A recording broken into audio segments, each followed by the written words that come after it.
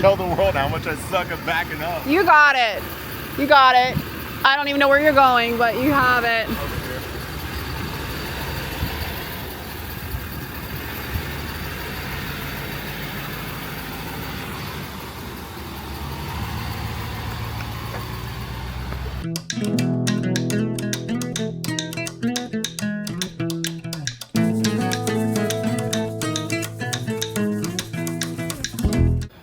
Well, We did it. we made it. Travel day complete.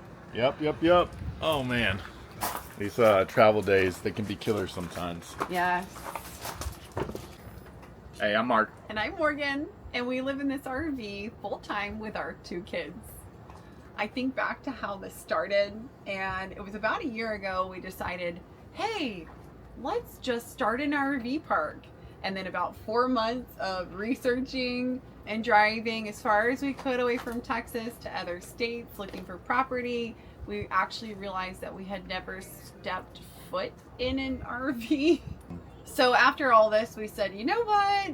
We almost flipped a switch. We're like, all right, let's lease out the house. I mean, I started putting stuff out on the curb. I'm telling you, I'll put some pictures in here. Putting everything on the curb. There's people driving. We actually, we have bulk trash day, one like Tuesday out of every month, and we put it out late at night because we were so embarrassed at how much stuff we had in our house. I mean, I think we followed the rule of thirds. We probably donated a third, gave away a third, and sold a third. Yeah, we did sell quite a bit. Yeah, so it was, we tried to be as little waste as possible, but it happens. Right. Anyway, so we leased out the house. I mean, I'm talking, this was May when we decided to do this, and we were out of our house by August. Yeah, I know early this for a August fact, we were out. yeah. We moved into my parents' studio apartment, which was probably one of the best things we ever did. And also a nightmare. And also a nightmare. I mean, listen, yeah. But really, it's a studio apartment, no walls. And me, my wife, and my 2 kids, and the kids were sharing a bed. Just picture this, okay? It's one room, probably 20 by 50. Something like that, yeah. There is one restroom, and there's a kitchenette. So honestly, it was a pretty great setup. It was. And then there's 2 beds, boop and boop, and one large window at the end. So realized very quickly what we needed in a small space. It was, and that's what I say. It was one of the best things we did, because beforehand, when we were talking about the RV, we were really talking about, hey, we can get away with a little bumper pool. We can be real conservative. I think that set our expectations and kind of made them really clear for us. Which is a top mistake that RVers make, is getting a rig that's too small to accommodate them. Yeah, we hear that all the time, how, hey, you're going to switch RVs in your first year because you just don't know what you need. But that experience, we were so fortunate to have had that experience that I think we really understood how important it was. Yeah. The space, that we couldn't go as small as we thought. Yeah, we were like, no. So we thought of top 3 things probably that we should have to have in an RV, because we had a long list, and then we very quickly realized you can't have everything you want. RV.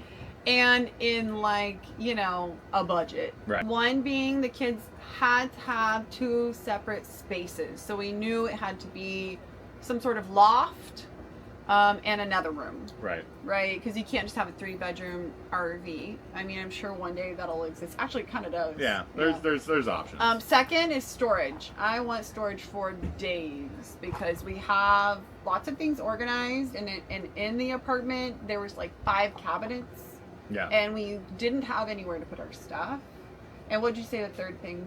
We ended up being under 40. Under 40. I don't know how important that is now that we're in it, but we meet a lot of people over 40. But, you know, for us, it was good. It helped us set our budget, helped us stay within our budget, I think, because it's really easy to get run away. Sorry, and we'll show footage of us getting into this space. You can see it's pretty tight, so if we were any more than 40 feet, we would have struggled even more than we already did. Yeah. In fact, if someone parks in front of us, we're going to struggle to get out. Yeah, so some of these rigs are 44, 45, 46 feet, which is great, because the loft space is huge. Yeah. But you're right, under 40 was a hard pass if it was over 40. We plan on exploring some national parks as well, too, and we hear that if you go over 40, it becomes a bigger struggle. It's already a struggle at this. We're technically right under 40. We're at 39.11. We call it 40. Yeah. And a lot of people say that doesn't matter. Yeah. But I really feel like it does. Yeah. Yeah. But, so. Yeah. Okay. Do you want a sip of coffee? You already have some. It's really kicking out. Okay, so where do we start from? In December, we bought our truck. We knew we wanted to get that truck year end. We ended up buying a used truck. Then we started going really deep down the RV rabbit hole. I was researching videos. I mean, we were researching videos on any RV, how to RV, deep into maintenance videos.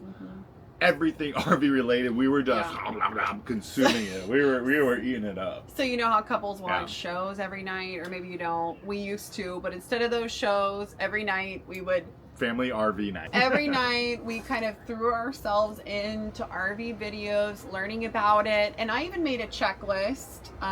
This checklist was getting how many days we thought we were going to be in that apartment for, and we actually thought we were going to be there for a year. Right. And then it didn't really work out for us to stay there that long, but I did make a checklist. So how many days there were left? So let's say like January 1st, 2nd, 3rd, 4th, 5th, 6th, and then every task.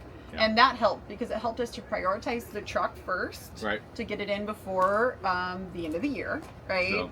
And then you working out with your work stuff, it really had to be that date. Passports, I knew we really wanted to have passports on board. Getting mail is honestly very tricky to get when you're on the road, so it's best to get all those things in order first. So I just did the math on the passports. It takes like 6 weeks for them to get to us, so we scheduled a date with the passport place, and so on. So I can actually share that checklist with you. Maybe look in the description for it, and I will find a way to get it to you. But it was super helpful, I think, to us breaking down every task that we needed to break down. Yeah. Right?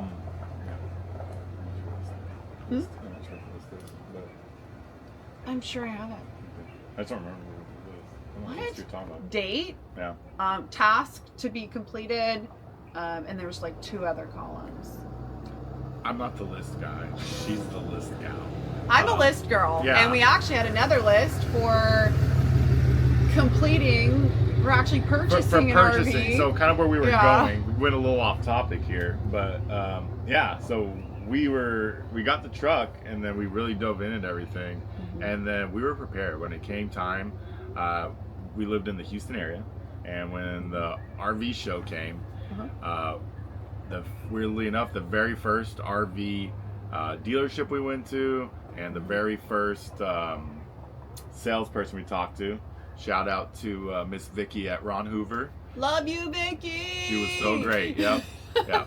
Really though. Yeah. She was our angel. She was great. She was exactly what we needed, and she helped us. Sorry to interrupt, but to the point to where we went into so many dealerships, and we like really just wanted to be methodical and not rush into things. I mean, we rushed on everything else. We're like, don't rush on these final things. Right. Like the truck, we're like, okay, let's be safe. Let's get a 350. Would have gotten a 450 if we could, but be safe and practical. Then with the RV, we would go into this particular Ron Hoover in, is it Conroe? No, Katy. Katy. Ron Hoover, Katy. And we would go in there, and they're like, hey, Mark, hey, Morgan. Like, they knew us by name. We visited way too many times. They're like, are you going to buy a rig today? We're like, maybe.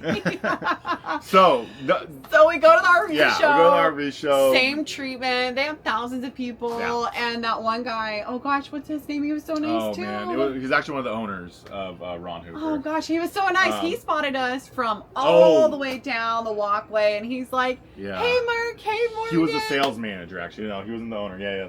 That was the sales manager. Yeah, he recognized us. They just made us feel like home. He's like, are you going to buy one today? We're like, yes, but it's not here. Yeah. And they still honored the RV show price, which was... It was great. Great deal. So the bottom line was, it was a great experience purchasing from them. So if you are in the Houston area, Katy area, go reach out to Ms. Vicky at Ron Hoover. No. Yeah. We don't get any pushback for that. We just love Vicky. She was just great. Yeah. Look, this is obviously our first video. we're figuring things out here. How's it going? Yeah, so let us know how we're doing. We're trying to keep this kind of light, kind of probably a little rambly. So if you'd like to see a little more concise, just let us know. Yeah. We can snip a little more out. All caps. Get it together. Yeah, for real. All right. Well, we're running out of daylight. We are. So it's been great sitting here talking to you. We really hope to share a lot more with y'all. We hope y'all come along the journey. Give us a like. Give us a subscribe. And follow along. Yeah. We actually have, he didn't want me to say, but we have some challenges planned I'm really excited about. All right. Yeah, you're going to have to stay tuned for the next video. Okay. But you might get some little previews here and there in some of the shorts. Yes. Maybe we'll drop a little hints there. But, hey, y'all have a great time, and thanks for watching our video. I don't know. I don't know what I'm supposed to say. Have a great time. How do you end these things? I don't know, but we need a blooper reel. All right. Like We're going to end it like this. Oh my gosh, I'm having a stroke. We need a blooper reel. Bye. Bye.